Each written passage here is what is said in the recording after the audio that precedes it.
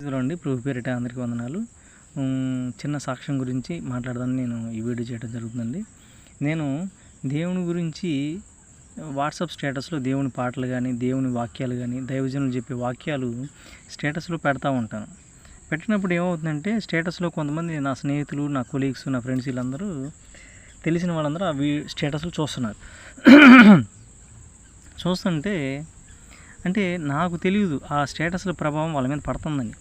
ఒక వ్యక్తి నాకు చెప్పాడు, ఇట్లా నేను స్టేటస్ చూస్తూ ఉంటాను, అవన్నీ గమనిస్తూ ఉంటాను, నీ నడకవాడిక నువ్వు ప్రభువులోకి రాకముందు ఎలా ఉన్నావు, ప్రభువులోకి వచ్చినాక ఎలా ఉన్నావు, ఇది బేరీజ్ చేసుకొని, ఆ రెండింటిని బేరీజ్ చేసుకొని, అంటే స్టేటస్లు చూడటం, దేవుడి మాటలు వింటూ ఉంటాం, దేవుని పాటలు వింటూ ఉంటాం, అదొకటి. ప్లస్ దేవుడిలోకి నేను వచ్చిన తర్వాత నాలో చెందిన మార్పు, నాలో వచ్చిన మార్పుని అతను గమనించి అతను కూడా చాలా ఆశ్చర్యం వేసింది నాకు. అతను కూడా నేను చర్చికి వెళ్తానని చెప్పి అన్నాడు. అంటే సువార్త ఒక వ్యక్తికి మనం డైరెక్ట్గా చెప్పొచ్చు, ఇండైరెక్ట్గా చెప్పొచ్చు. డైరెక్ట్గా అంటే డైరెక్ట్ పత్రం ఇచ్చో లేకపోతే దేవుడి గురించి 4 మాటలు చెప్పొచ్చు. ఇండైరెక్ట్గా ఎట్లా చెప్తామంటే మన నడవడిక, మన ప్రవర్తన వాళ్ళు గమనిస్తూ ఉంటే ఖచ్చితంగా గమనిస్తారండి. గమనించకుండా ఉండరు అని చెప్పి అనుకోవద్దు. ప్రతి ఒక్కరూ మన నడవడికని, మన తీరుతెన్నుల్ని ఖచ్చితంగా గమనిస్తారు. వాళ్ళు గమనించి ప్రభువులోకి రాకముందు ఇతను ఎలా ఉన్నాడు, ప్రభువులోకి వచ్చిన తర్వాత ఎలా ఉన్నాడు అని చెప్పి గమనిస్తారు. గమనించి కూడా ప్రభు అట్లా కూడా మాట్లాడతాడు, అట్లా కూడా వాళ్ళని దర్శిస్తాడు. సువార్త అనేక విధాలుగా చేయొచ్చు. మన బిహేవియర్ని బేస్ చేసుకుని కూడా దేవుడు మన బిహేవియర్ని బేస్ చేసుకుని కూడా వాళ్ళతో మాట్లాడతాడు. అది కూడా సువార్తే. కాబట్టి మనం క్రైస్తవులుగా ఉన్నప్పుడు చాలా జాగ్రత్తగా మన నడత అంత జాగ్రత్తగా ఉండాలి. అన్యులు అవన్నీ గమనిస్తూ ఉంటారు, మీకు తెలియదు కానీ గమనిస్తారు అని నాకు తెలిసింది. అతను ఇప్పుడు నాకు మొన్న ఫోన్ చేసి, చర్చి ఎక్కడ నువ్వు చెప్పు, నెల్లూరులో. అతను నెల్లూరు.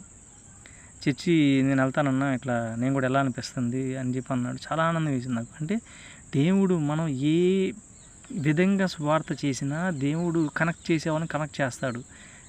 మన పని ఏంటంటే ఆ సువార్త ప్రపోజల్ని మనం ఇంప్లిమెంట్ చేయాలి. అది సువార్త పత్రం ఇవ్వటం ద్వారా కానీ, మన నడత అన్యులు గమనిస్తున్నట్లుగా ఉంటారు. వాళ్ళు ఆ గమనించే విధానంలో కూడా మనం పర్ఫెక్ట్గా ఉంటే, దేవుళ్ళలోకి వచ్చినాక అతను పర్ఫెక్ట్గా ఉన్నాడు, అన్ని మానేశాడు, అన్ని తప్పులు ఆపేశాడని వాళ్ళు గమనిస్తారు.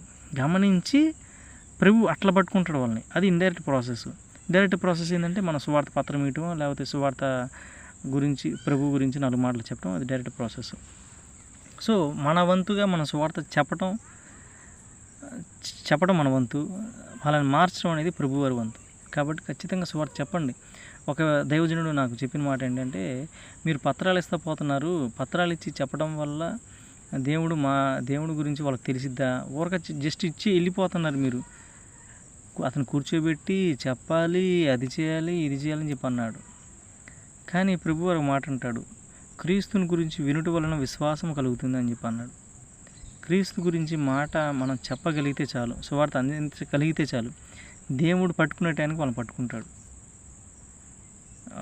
అని నా ఉద్దేశం.